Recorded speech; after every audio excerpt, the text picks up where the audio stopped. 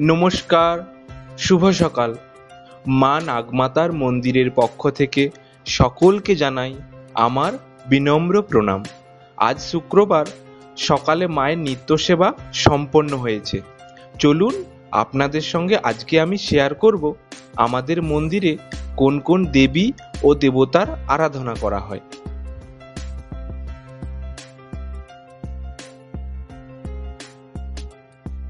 প্রথমেই রয়েছেন দেবতাদেরও দেবতা দেবাদিদেব মহাদেব, যাকে ছাড়া এই সৃষ্টি এই জগৎ অসম্পূর্ণ। মহাদেবের প্রিয় বাহনও সঙ্গে রয়েছে। ফুল, বেলপাতা, রক্তচন্দন সহযোগে প্রত্যেক দিন প্রথমে আমাদের মন্দিরে দেবাদিদেব মহাদেবের পুজো দিয়েই নিত্য পুজো শুরু হয়।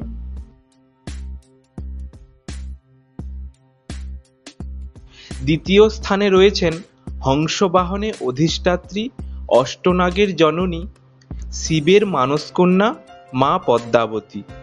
মা ভক্তের মনস্কামনা পূরণে সদা ব্যস্ত থাকেন। মায়ের এই হাসি মুখখানা দেখলে জগতের সমস্ত জীব তার সকল দুঃখ কষ্ট যন্ত্রণা যেন এক নিমেষেই ভুলে যায়। মা পদ্মাবতীর উদ্দেশ্যেই কিন্তু আমাদের বাড়ির এই মন্দির।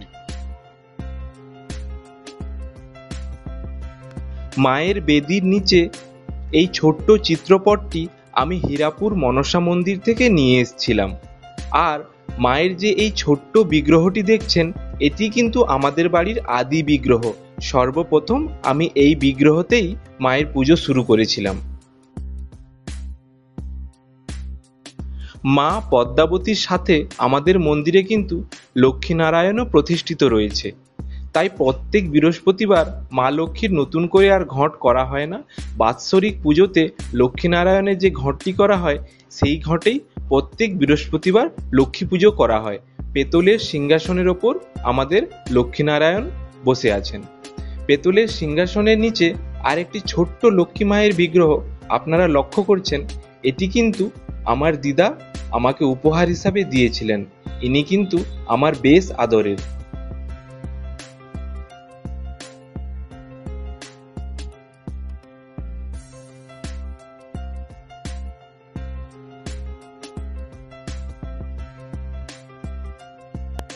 পরের স্থানে রয়েছে পাথরের ওপর নির্মিত বিশালক্ষী মায়ের খুব সুন্দর একটি মূর্তি। প্রত্যেক দিন আমাদের মন্দিরে কিন্তু বিশালক্ষী মায়ের পুজো হয়ে থাকে এবং মায়ের কিন্তু প্রচুর অলৌকিক ক্ষমতাও রয়েছে। তারপরে রয়েছেন মা তারা। মা তারার এই চিত্রপটটি আমার কাকু তারাপীঠ থেকে এনে দিয়েছিলেন। আমি নিজেই মাকে আমাদের মন্দিরে প্রতিষ্ঠা করেছি এবং প্রত্যেক দিন মায়ের পুজোও করি।